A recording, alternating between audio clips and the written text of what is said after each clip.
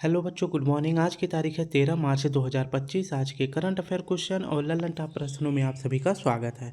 बच्चों, आज हम सॉल्व करेंगे 13 मार्च के 10 करंट अफेयर क्वेश्चन पूरी व्याख्या के साथ सॉल्व करेंगे और हर प्रश्न के नीचे 5 से 6 ललन टॉप क्वेश्चन भी सॉल्व करेंगे, जो कि कुछ महीने पुराने करंट अफेयर क्वेश्चन हैं जिनका हम रिवीजन करेंगे। तो आज की क्लास में आप सभी को 60 से 65 क्वेश्चन देखने को मिल जाएगा सिर्फ 20 मिनट में। तो आप सभी हमारे साथ 20 मिनट तक बने रहेंगे, जिनमें हम 10 प्रश्नों को पूरी व्याख्या के साथ सॉल्व करेंगे। बाकी के 50 से 55 क्वेश्चन का हम रिवीजन करेंगे, तो जिसके लिए आप सभी हमारे साथ 20 मिनट तक बने रहेंगे। अगर वीडियो अच्छी लगे तो प्लीज़ लाइक शेयर कमेंट जरूर करें। पहला प्रश्न हमारा है, हाल ही में पीएम नरेंद्र मोदी को किस देश के सर्वोच्च नागरिक पुरस्कार the grand commander of the Indian ocean से सम्मानित किया गया है? तो यह सर्वोच्च पुरस्कार है मॉरिशस देश का।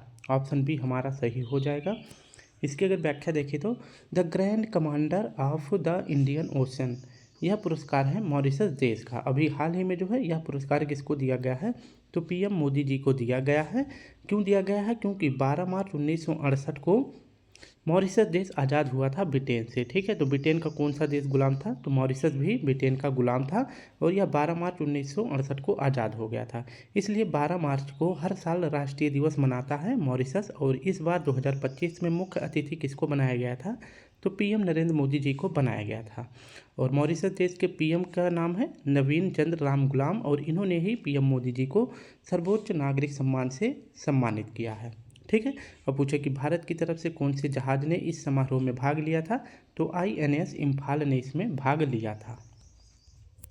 नेक्स्ट हमारा प्रश्न है, हाल ही में कृत्रिम प्रकाश संश्लेषण का उपयोग करके अंतरिक्ष में रॉकेट ईंधन के लिए ऑक्सीजन का निर्माण किसने किया है? तो चीन ने किया है। नेक्स्ट प्रश्न हमारा है, विश्व धरोहर स्थल में अगर पूछे भारत के कितने स्थल शामिल हैं? तो कुल 43 स्थल शामिल हैं। 43वां पूछे कौन सा है? तो मोइदम है। और मोइदम स्थान अगर पूछे कहाँ है? तो यह असम का है। अमूर्त धरोहर में भारत के कुल 15 अमूर्त धरोहर शामिल हैं। 15वां कौन सा है? तो गरबा नृत्य है, और यह नृत्य किस राज्य का है? तो यह गुजरात का है। कुल बायोस्फीयर रिजर्व में अगर पूछे भारत के कितने बायोस्फीयर रिजर्व शामिल है? तो 12 बायोस्फीयर रिजर्व विश्व धरोहर में शामिल हैं। वहीं पूछे कि भारत का पहला साहित्य शहर जो जो यूनेस्को की सूची में शामिल है, तो कोझिकोड शहर इसमें शामिल है। और यह शहर अगर पूछे किस राज्य का है? तो यह केरल का है। हाल ही में छठी पीढ़ी के नए स्टील्थ फाइटर जेट J-36 का सफल परीक्षण किसने किया है? तो चीन ने किया है। हाल ही में अपना अंतिम कोयला बिजली संयंत्र बंद करने वाला G7 राष्ट्र कौन सा है? तो यह है यूके यानी ब्रिटेन। हाल में भारतीय सेना के लिए मोबाइल ब्रिज सिस्टम सर्वत्र किसने लॉन्च किया है? डीआरडीओ ने लॉन्च किया है। उत्तर भारत का पहला मानव डीएनए बैंक कहाँ स्थापित होगा? तो यह बीएचयू में स्थापित होगा। और बीएचयू के संस्थापक अगर पूछे कौन है? तो मदन मोहन मालवीय जी हैं। दूसरा प्रश्न हमारा है, हाल ही में भारतीय नौसेना ने किसके साथ बंगाल की खाड़ी में कारपथ और बोंगो सागर गश्त का संचालन किया है? तो कारपथ और बोंगो सागर गश्त का अभ्यास किया गया है भारतीय नौसेना के साथ बांग्लादेश ने किया है। ऑप्शन डी हमारा सही हो जाएगा। इसकी अगर व्याख्या देखें तो कारपेथ और बोंगो सागर अभ्यास यह कैसा अभ्यास है? तो यह नौसेना का अभ्यास है। और यह अभ्यास अगर पूछे किसके बीच होता है? तो भारत और बांग्लादेश के बीच में होता है। इस बार इसका आयोजन कहाँ किया गया है? बंगाल की खाड़ी में किया गया है। और भारत की तरफ से अगर पूछे कौन से जहाज ने भाग लिया है? तो आईएनएस रणवीर ने इसमें भाग लिया है। ठीक है, नेक्स्ट अगर प्रश्न की बात करते हैं कि संप्रीति अभ्यास किसके बीच होता है? तो संप्रीति अभ्यास भी भारत और बांग्लादेश के बीच में होता है। जबकि बात करें कि गरुड़ शक्ति समुद्र शक्ति, ये दोनों अभ्यास किसके बीच होते हैं? तो इंडोनेशिया और भारत के बीच में होते हैं। नेक्स्ट प्रश्न हमारा है, हाल ही में चर्चा में रहे ऑपरेशन डेविल हंट किसने प्रारंभ किया है? तो यह शुरू किया गया है बांग्लादेश के द्वारा। 1971 में बांग्लादेश जो है पश्चिमी पाकिस्तान से आज़ाद होता है। और इस टाइम पे जो पार्टी सबसे ज़्यादा मजबूती के साथ उभरी थी बांग्लादेश में, जो पाकिस्तान से आज़ादी के लिए मांग कर रही थी, वह पार्टी थी मुजीबुर रहमान जी की। तो इस टाइम पे जो भी नेता थे इस पार्टी से जुड़े थे, मुजीबुर रहमान जी की पार्टी से, उसी पार्टी को समाप्त करने के लिए ऑपरेशन डेविल हंट शुरू किया है। किसने? बांग्लादेश ने शुरू किया है। बांग्लादेश की राजधानी का क्या नाम है? ढाका है। और बांग्लादेश की मुद्रा का क्या नाम है? टका है। और बांग्लादेश भारत से कुल कितना सीमा साझा करता है? तो 4096 किलोमीटर सीमा साझा करता है। भारतीय सेना संयुक्त सैन्य अभ्यास सूर्य किरण किसके साथ प्रारंभ करेगी? तो सूर्य किरण अभ्यास भारतीय नौसेना प्रारंभ करेगी नेपाल के साथ। नेक्स्ट प्रश्न हमारा है, हाल ही में चर्चा में रही अनलीज्ड पुस्तक का संबंध किससे है? तो यह पुस्तक है बोरिस जॉनसन की, जो यूके के पूर्व राष्ट्रपति हैं। सोर्स कोड पुस्तक पूछे किसकी है? तो बिल गेट्स की है। बी कमिंग पुस्तक मिशेल ओबामा की है। The idea of democracy Sam Pitroda की पुस्तक है। One life is not enough Natwar Singh की पुस्तक है। आई हैव द स्ट्रीट पुस्तक किसकी है? आर अश्विन की पुस्तक है। नेक्स्ट प्रश्न हमारा है, हाल ही में भारत के यूपीआई भुगतान को स्वीकार करने वाला पहला यूरोपीय देश कौन सा है? तो फ्रांस है। तीसरा प्रश्न है, विश्व वायु गुणवत्ता रिपोर्ट 2024 के अनुसार दुनिया के सबसे प्रदूषित देशों में भारत को कौन सा स्थान मिला है? तो भारत को पहला स्थान मिला है। कौन सा? भारत को पहला स्थान मिला है। सॉरी, भारत को 5वां स्थान मिला है, इसमें ऑप्शन में नहीं दिया गया है। तो भारत को 5वां स्थान दिया गया है, ये आपको याद रखना है। IQAir के द्वारा एक रिपोर्ट जारी करी जाती है जिसका नाम है विश्व वायु गुणवत्ता रिपोर्ट 2024। इसमें जो है बात करा गया है कि विश्व वायु गुणवत्ता रिपोर्ट में भारत का जो प्रदूषण के मामले में स्थान है वह 5वां स्थान है। पहला स्थान किसका है? चाड देश का है। दूसरा स्थान बांग्लादेश का है। तीसरा स्थान पाकिस्तान का है और चौथा स्थान जायरे का है और 5वां स्थान किसका है? हमारे भारत का है। ठीक है, लेकिन अगर वहीं बात करें कि विश्व की सर्वाधिक प्रदूषित राजधानी शहर में अगर पूछे कि विश्व का कौन सा पहला राजधानी शहर है, तो यह प्रदूषण के मामले में नई दिल्ली पहले नंबर पर है। वहीं अगर बात करें कि टॉप 20 में अगर प्रदूषण के मामले में देखा जाए किस देश के सबसे ज़्यादा शहर शामिल हैं, तो भारत के सबसे ज़्यादा शहर शामिल है। टॉप 20 में 13 शहर जो है भारत के ही शामिल हैं। लेकिन वहीं अगर पूछे कि विश्व का सर्वाधिक प्रदूषित शहर अगर पूछे कौन सा है, तो बरनी घाट शहर है। और राजधानी अगर पूछे कौन सा है, तो नई दिल्ली है। बरनी घाट शहर अगर पूछे किस राज्य का है, तो यह मेघालय का है। नेक्स्ट हमारा प्रश्न है, हाल ही में USA की वैश्विक लीड ग्रीन बिल्डिंग 2024 में भारत को कौन सा स्थान मिला है? तो तीसरा स्थान मिला है। हाल ही में चर्चा में रहे अंडर ग्रेजुएट माइनर कार्यक्रम का संबंध किससे है? तो यह कार्यक्रम शुरू किया गया है क्वांटम टेक्नोलॉजी के क्षेत्र में। हाल ही में Asia HRD life time achievement award से किसे सम्मानित किया गया है? तो करुणानिधि स्टालिन जी को सम्मानित किया गया है। ये पूर्व CM है किस राज्य के? तो तमिलनाडु के ये पूर्व CM हैं। हाल ही में ATP संघाई मास्टर्स 1000 का पुरुष एकल खिताब किसने जीता है? तो जैनिक सिन्नर ने जीते हैं और ये कहाँ के खिलाड़ी हैं? इटली के हैं।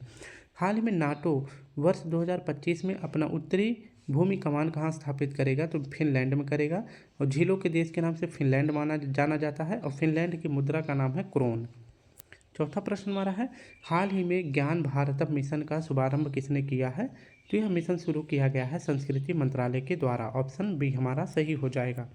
इसकी अगर व्याख्या देखें तो ज्ञान भारतम मिशन किसने शुरू करा है? तो संस्कृति मंत्रालय ने शुरू किया है। और संस्कृति मंत्रालय के मंत्री अगर पूछे कौन है, तो डॉक्टर गजेंद्र सिंह शेखावत जी हैं। बजट में घोषणा किया गया था ज्ञान भारतम मिशन की शुरू करने की, बजट 2025-26 में। ठीक है, और इसको शुरू किसने अगर पूछे किया है, तो यह मिशन शुरू किया गया है राष्ट्रीय अभिलेखागार की याद में शुरू किया गया है, जिसकी स्थापना 1891 में करी जाती है और इसका मुख्यालय कहाँ है? दिल्ली में है। और अभी हाल ही में इसकी स्थापना दिवस कब मनाई गई है? तो 135वां स्थापना दिवस मनाया गया है 11 मार्च 2025 को मनाया गया है। और इसी याद में ज्ञान भारतम मिशन शुरू किया गया है संस्कृति मंत्रालय के द्वारा। और इसका उद्देश्य पूछे क्या है, तो इसका उद्देश्य है अभिलेखों का संरक्षण और डिजिटलीकरण करना। तो जो भी अभिलेख हैं उसको आने वाली पीढ़ियों के लिए संरक्षित रखना, इसके लिए शुरू किया गया है ज्ञान भारतम मिशन। नेक्स्ट अगर बात करते हैं, हाल ही में रक्षा परियोजना में 100% FDI का लाभ लेने वाले पहली कंपनी साब का संबंध किससे है? तो ये साब कंपनी है स्वीडन की। हाँ, अफ्रीका महाद्वीप का जनसंख्या में सबसे बड़ा देश अगर पूछे कौन सा है? नाइजीरिया है और इसकी राजधानी है अबूजा। हाल ही में विश्व मानक दिवस 2024 कब मनाया गया है? तो यह 14 अक्टूबर को मनाया गया है। कब? तो 14 अक्टूबर को मनाया गया है। नेक्स्ट अगर बात करें कि हाल ही में भारत कजाकिस्तान का 8वां संयुक्त सैन्य अभ्यास काजिंद 2024 कहाँ प्रारंभ हुआ है? तो यह होता है काजिंद और इंडिया के बीच में, यह 8वां आयोजन किया गया है। विश्व का सबसे बड़ा स्थल अवरुद्ध देश पूछे कौन सा है? कजाकिस्तान है और इसकी राजधानी का नाम अस्ताना, और इसी अस्ताना में SCO 2024 की बैठक हुई है। नेक्स्ट प्रश्न हमारा है 5वां, हाल ही में चर्चा में रहे प्रतिबिंब मॉड्यूल का संबंध किससे है? तो यह प्रतिबिंब मॉड्यूल किसके द्वारा शुरू किया गया है? तो यह शुरू करा गया है साइबर अपराध के लिए। ऑप्शन सी हमारा सही हो जाएगा। बात करते हैं प्रतिबिंब मॉड्यूल यह किसने शुरू करा है? तो यह शुरू किया गया है भारतीय साइबर अपराध समन्वय केंद्र के द्वारा यह शुरू किया गया है। और इसका उद्देश्य क्या है? तो साइबर अपराध को कम करना इसके लिए शुरू किया गया है। बात करें कि 2024 में अब तक जो है 6046 अपराधी को जो है साइबर अपराध को गिरफ्तार किया गया है। और इसके अगर पूछे कि यह जो समन्वय केंद्र है, भारतीय साइबर समन्वय केंद्र है, यह किसके अंतर्गत आता है? तो यह गृह मंत्रालय के अंतर्गत आता है। ठीक है। वहीं अगर पूछे कि नारकोटिक्स ड्रग्स इसकी बैठक अभी हाल ही में कहाँ हुई है? तो UN में इसकी बैठक हुई है। और किस क्रम की हुई है? तो 68वें क्रम की हुई है। और इसकी अध्यक्षता अगर पूछे किसने करी है? तो इसकी अध्यक्षता करी है भारत ने। तो ये भी इंपॉर्टेंट क्वेश्चन हो जाता है, याद रखेंगे। नेक्स्ट अगर प्रश्न की बात करते हैं, हाल ही में भारत और मिस्र की सेनाओं के बीच संयुक्त सैन्य अभ्यास साइक्लोन 2025 कहाँ प्रारंभ हुआ है? तो यह राजस्थान में हुआ है। हाल ही में मेलबोर्न क्रिकेट क्लब ने किसे मानद क्रिकेट सदस्य नामित किया है? तो सचिन तेंदुलकर को किया है। और इनकी पुस्तक का नाम है प्लेइंग इट माई वे। हाल ही में भारत में क्रूज पर्यटन को बढ़ावा देने के लिए क्रूज भारत मिशन कहाँ प्रारंभ हुआ है? तो यह मुंबई में प्रारंभ हुआ है। हाल ही में केरल सरकार ने KPP नाम्बियार पुरस्कार 2024 से किसे सम्मानित किया है? तो S सोमनाथ जी को किया है, जो कि इसरो के पूर्व अध्यक्ष थे। हाल ही में वैश्विक जैव विविधता फ्रेमवर्क कोर्स की पहली बैठक कहाँ हुई है? तो वाशिंगटन DC में हुई है। हाल ही में प्रधानमंत्री नरेंद्र मोदी ने 12 मार्च को किस ऐतिहासिक आंदोलन में भाग लेने वाले सभी लोगों को श्रद्धांजलि दी है? तो इसका सही विकल्प हो जाएगा ऑप्शन डी, दांडी मार्च। ऑप्शन डी हमारा सही हो जाएगा। बात करते हैं इतिहास की घटना के बारे में। 12 मार्च 1930 को दांडी यात्रा, जिसे नमक यात्रा भी कहते हैं, इसकी शुरुआत होती है महात्मा गांधी जी के और इनके साथ 78 सहयोगियों ने साबरमती आश्रम से जो है दांडी यात्रा शुरू करी। और यह दांडी यात्रा जो है कब खत्म होती है? 6 अप्रैल 1930 को दांडी नामक स्थान पर पहुंचकर नमक समाप्त किया जाता है। किसके द्वारा? महात्मा गांधी जी के द्वारा। और इसी के बाद जो है एक आंदोलन शुरू हो जाता है जिसका नाम है सविनय अवज्ञा आंदोलन। और इस टाइम पे हमारे देश के वायसराय कौन थे? इरविन जो है इस समय क्या थे? वायसराय थे। और जो ये नमक कर समाप्त किया गया था, इस समय पे अगर पूछे कौन से पत्रकार इस न्यूज़ को कवर कर रहे थे, तो पत्रकार का नाम था बेब मिलर। ठीक है। और ये कहाँ के थे? USA के थे। और वहीं अगर बात करें कि इसी दांडी यात्रा में जो भी सहयोगी भाग लिए थे, इन्हीं को जो है 12 मार्च 2025 को जो कि दांडी यात्रा की 95वीं वर्षगांठ मनाई गई है, इसमें श्रद्धांजलि अर्पित की गई है। जो भी 78 सहयोगी थे उनको जो है श्रद्धांजलि किसने अर्पित करी है? तो PM मोदी जी ने श्रद्धांजलि अर्पित करी है। नेक्स्ट अगर बात करते हैं कि हाल ही में दिवंगत सैम नुजूमा किस देश के संस्थापक और पहले राष्ट्रपति थे? तो नामीबिया के पहले राष्ट्रपति थे। नामीबिया की राजधानी का नाम है विंडहोक। और नामीबिया से जो चीते आए थे कूनो राष्ट्रीय पार्क में आए थे, जो कि मध्य प्रदेश में है। नेक्स्ट हमारा प्रश्न है, भारत की पहली हेलीकॉप्टर आपातकालीन चिकित्सा सेवा कहाँ शुरू हुई है? तो यह उत्तराखंड में शुरू हुई है। हाल ही में इसरो ने मौसम उपग्रह INSAT 3DS को किससे लॉन्च किया है? तो GSLV F-14 से लॉन्च किया है। हाल ही में अपेडा ने आहार 2025 के 39वें संस्करण का आयोजन कहाँ हुआ है? तो इसका आयोजन किया गया है नई दिल्ली में। कहाँ इसका आयोजन किया गया है? नई दिल्ली में। ये आपको याद रखना है। ठीक है। तो इसका सही विकल्प हो जाएगा ऑप्शन डी, नई दिल्ली में इसका आयोजन किया गया है। इसकी अगर व्याख्या देखें तो अपेडा का फुल फॉर्म होता है agricultural and proceed food products expert development authority, इसका फुल फॉर्म होता है। और हिंदी में इसे कहते हैं कृषि और प्रसंस्कृत खाद्य उत्पाद निर्यात विकास प्राधिकरण। और इसकी स्थापना कब होती है? तो 1986 में इसका स्थापना होता है। और इसका मुख्यालय पूछे कहाँ है? तो इसका मुख्यालय दिल्ली में है। और इसी अपेडा के द्वारा एक कार्यक्रम शुरू किया जाता है आहार 2025। और इसका आयोजन कहाँ किया जाता है? तो नई दिल्ली में शुरू किया जाता है। किस क्रम का शुरू किया गया है इस बार? तो 39वें क्रम का शुरू किया गया है। नेक्स्ट अगर प्रश्न की बात करते हैं, हाल ही में रक्षा मंत्री राजनाथ सिंह ने एशिया के सबसे बड़े एरो इंडिया शो का उद्घाटन कहाँ किया है? बेंगलुरु में किया है। और बजट 2025-26 में सर्वाधिक धन का आवंटन अगर पूछे किस क्षेत्र में किया गया है? तो रक्षा क्षेत्र में किया गया है।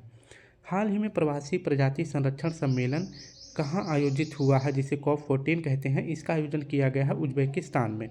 हाल ही में बीपीसीएल किस भारतीय हवाई अड्डे पर देश का पहला हरित हाइड्रोजन संयंत्र स्थापित करेगा? तो कोच्चि इसका सही जवाब हो जाएगा। हाल ही में 98वें ज्ञानपीठ पुरस्कार से किसे सम्मानित करने की घोषणा की गई है? तो गुरु रामभद्राचार्य जी को और गुलजार साहब को की गई है।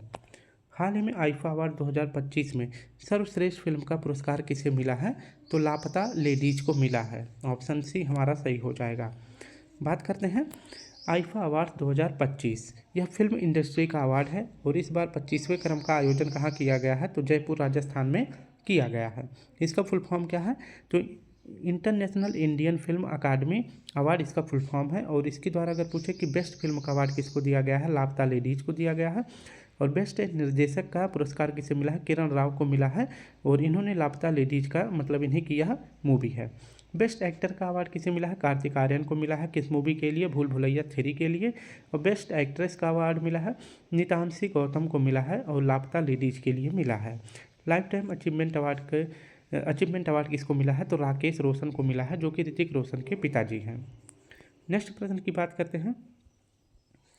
प्रतिवर्ष विश्व दलहन दिवस कब मनाया जाता है? तो यह 10 फरवरी को मनाया जाता है। और 2016 में पहली बार विश्व दलहन वर्ष घोषित किया गया था। 21वां थर्ड आई एशियन फिल्म फेस्टिवल कहाँ आयोजित हुआ है? तो यह महाराष्ट्र में हुआ है।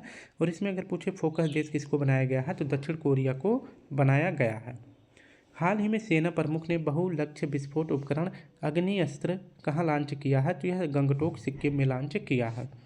हाल ही में सशस्त्र बल चिकित्सा सेवा महानिदेशक का पदभार संभालने वाली पहली महिला अधिकारी कौन है? तो आरती सरीन है। 9वां प्रश्न हमारा है, हाल ही में गंभीर रूप से बीमार बच्चों के लिए मानव दूध बैंक पयोधी किसने शुरू करा है? तो यह एम्स दिल्ली के द्वारा पयोधी दूध का शुरुआत किया गया है। ऑप्शन बी हमारा सही हो जाएगा। बात करते हैं पयोधी क्या है। पयोधी एक मानव दूध बैंक है। तो इसको शुरू किसने करा है? तो इसको शुरू किया है एम्स दिल्ली ने इसको शुरू किया है। इसको शुरू करने का उद्देश्य क्या है? तो इसको शुरू करने का उद्देश्य है जो नवजात गंभीर रूप से बीमार बच्चे हैं उनके लिए शुद्ध मात्रा की तरह एक उच्च गुणवत्ता वाले दूध की जो है उपलब्धि कराना। उसके लिए पयोधी नाम का एक मानव दूध बैंक शुरू किया गया है एम्स दिल्ली के द्वारा। यानी कि जब माँ बीमार हो जाती है तो डॉक्टर मतलब जो बच्चा बीमार हो जाता है तो जो है माँ से कहा जाता है कि आप अपने जो है स्तनपान कराइए, अपने बच्चे को दूध पिलाइए। उसको कोई भी डॉक्टर जो है मेडिसिन वगैरह नहीं देते हैं। लेकिन मान लीजिए कि अगर माँ बीमार हो जाती है तो बच्चों को अगर दूध पिलाना होता है तो सेम माँ के दूध की क्वालिटी की तरह जो है पयोधी नाम से मानव दूध बैंक की शुरुआत करी गई है एम्स दिल्ली के द्वारा। और यह पयोधी नामक का दूध जो है बच्चों को पिलाया जाएगा, जिसमें सेम माँ के गर्भ की तरह उसमें दूध की सारी क्वालिटी पाई जाएगी। ठीक है, तो माँ के दूध की तरह सारी गुणवत्ता उपलब्ध कराना जो है इसी पयोधी के माध्यम से कराया जाएगा। ठीक है, तो क्या है? मानव दूध बैंक है जो दिल्ली एम्स के द्वारा शुरू किया गया है। और जो वहीं माँ का जो गाढ़ा पीला दूध होता है इसको क्या कहा जाता है? जो पहला दूध माँ का होता है उसे कोलेस्ट्रम कहा जाता है। हाल ही में रॉटरडैम इंटरनेशनल फिल्म फेस्टिवल में किसे नेट पैक अवार्ड से सम्मानित किया गया है? तो बैड गर्ल को सम्मानित किया गया है। हाल ही में कोनेरू हम्पी ने FIDE world rapid and bleed championship 2024 का खिताब कहाँ जीता है? तो यह यूएसए में जीता है। भारत के 50वें ग्रैंड मास्टर कौन बने हैं? तो श्याम निखिल बने हैं। हाल ही में लोकसभा अध्यक्ष ओम बिरला ने हर घर दुर्गा अभियान कहाँ प्रारंभ किया है? तो महाराष्ट्र में प्रारंभ किया है। हाल ही में त्रिपक्षीय अभ्यास दोस्ती का 16वां संस्करण कहाँ प्रारंभ हुआ है? तो यह दोस्ती का जो है 16वां संस्करण पर प्रारंभ हुआ है मालदीव में। लेकिन यह 3 देशों के मध्य होता है, इंडिया, मालदीव और श्रीलंका के बीच होता है। हाल ही में विश्व की सबसे ऊंची लद्दाख की फ्रोजन लेक मैराथन किसने जीती है? तो मध्य प्रदेश ने जीती है। 10वां प्रश्न हमारा है, हाल ही में चर्चा में रही जाफर एक्सप्रेस का संबंध किससे है? तो जाफर एक्सप्रेस एक ट्रेन है जिसको जो है हाईजैक कर लिया गया है और यह ट्रेन संबंधित है पाकिस्तान से। ऑप्शन ए हमारा सही हो जाएगा। बात करते हैं जाफर एक्सप्रेस, यह पाकिस्तान की ट्रेन था जिसको हाईजैक कर लिया गया है। और हाईजैक अगर पूछे किसने करा है? तो बलूचिस्तान लिबरेशन आर्मी के द्वारा जो है इसे जो है हाईजैक कर लिया जाता है। पाकिस्तान का छोटा सा एक मैप बना देते हैं कुछ इस प्रकार से, जो है पाकिस्तान का मैप है। ठीक है, इस तरह से। तो जो ये वाला रीजन पड़ता है पूरा इसी को जो है बलूचिस्तान के नाम से जाना जाता है। ठीक है, यही जो है बलूचिस्तान के बी फॉर बलूचिस्तान के नाम से जाना जाता है। और इसकी सीमा अगर पूछे किस देश से लगती है तो ईरान से इसकी सीमा लगती है। तो ईरान के साथ जो है जो पाकिस्तान की सीमा साझा होती है इसको गोल्ड स्मिथ रेखा कहा जाता है। तो यही जो है बलूचिस्तान का क्षेत्र जो है ये पाकिस्तान से अलग होना चाहता है और ये एक अपना अलग राष्ट्र चाहता है। ठीक है, तो क्या है, तो यह जो बलूचिस्तान लिबरेशन आर्मी है यह एक अलगाववादी समूह है जो बलूचिस्तान को अलग राष्ट्र बनाना चाहता है, यानी कि पाकिस्तान से अलग होना चाहता है।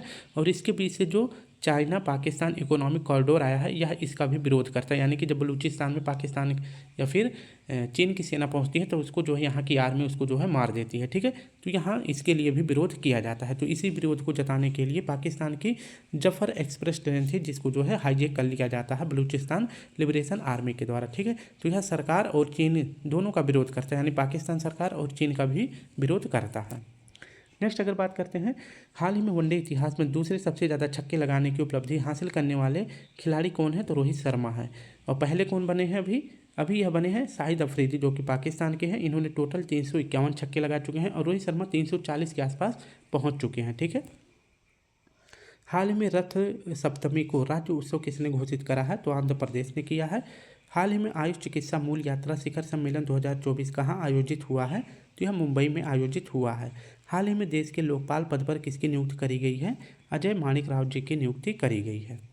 वर्ल्ड मोबाइल कांग्रेस 2024 कहाँ प्रारंभ हुआ है, तो यह स्पेन में प्रारंभ हुआ है। तो बच्चों पूरी क्लास को हमने 20 मिनट में समाप्त कर दिया है। अगर वीडियो अच्छी लगी तो प्लीज़ आप सभी से रिक्वेस्ट है वीडियो को लाइक करें, शेयर करें, कमेंट करें। कल फिर मिलते हैं, तब तक के लिए आप सभी को प्यारा सा जय हिंद, जय भारत।